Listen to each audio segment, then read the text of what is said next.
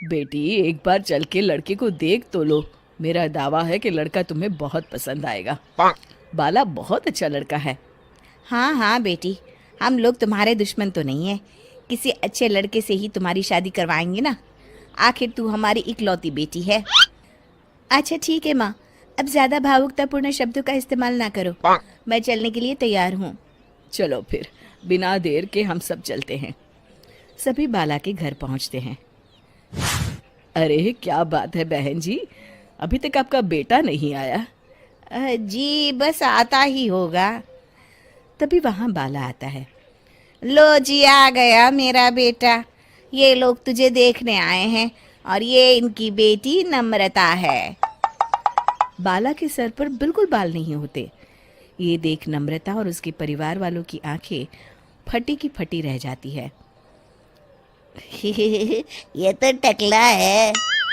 हे भगवान, माँ पिताजी, आप दोनों एक टकले से मेरी शादी करवाने वाले थे। अरे ये तो पूरा उजड़ा चमन है। देखो बेटी, इस तरह किसी का मजाक उड़ाना गलत है। किसी के बारे में इस तरह की बातें नहीं करते। बालों का क्या है, वो तो आते जाते रहते हैं। लड़का टकला है तो क्या हुआ, इंजीनियर है, अच्छा खासा कमाता है। आप चुप रहिए जी। इसकी तरफदारी इसलिए कर रहे हैं क्योंकि आपके भी सर पर बाल नहीं है। मैंने तो आपसे शादी कर ली, मगर मैं अपनी बेटी की शादी एक टकले से बिल्कुल नहीं करवाऊंगी। अरे ये क्या, कब से आप लोगों ने टकला टकला लगा रखा है? और माफ करना, तुम भी कोई हूर की परी नहीं हो। तुम लोग मेरे घर में आकर मेरी ही बेइज्जती कर रहे हो। निकल जाओ यहाँ से।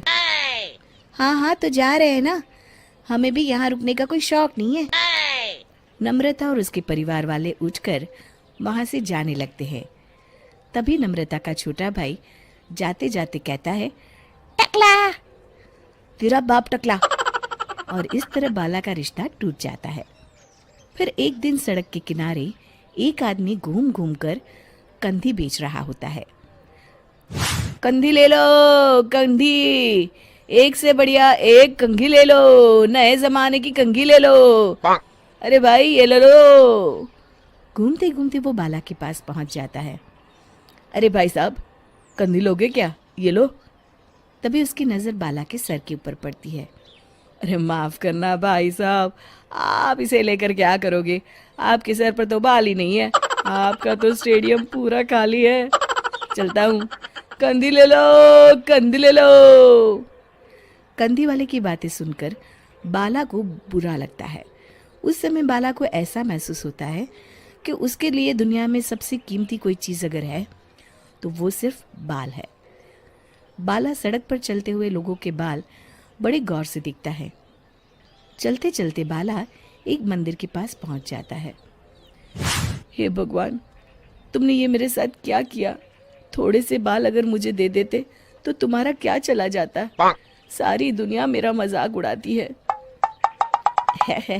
अरे भाई, आज पहला इंसान देख रहा हूँ जो मंदिर आकर भगवान से अपने लिए बाल मांग रहा है। बेटा, भगवान ने तुम्हें सब कुछ तो दिया है। अच्छी सेहत है, अच्छी नौकरी है। लगता है तुम्हारी तबीयत ठीक नहीं है। घर जाओ, सब ठीक हो जाएगा।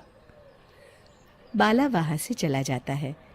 घर पहुंचकर बाला खाना खाता है और अपने कमरे में सोने के लिए चला जाता है। फिर सुबह जब बाला सोकर उठता है तो आईने के सामने अपने आप को देखकर हैरान हो जाता है। बाला के सर पर एकदम घने बाल आ जाते हैं। बाला खुशी से झूम उठता है। अरे ये तो चमत्कार हो गया, मेरे सर पर बाल आ गए। लेकिन ये हुआ कैसे? दोस्तों, अगर आप इस कहानी का दूसरा भाग देखना चाहते हैं तो हमें कमेंट करके ज़रूर बताएं।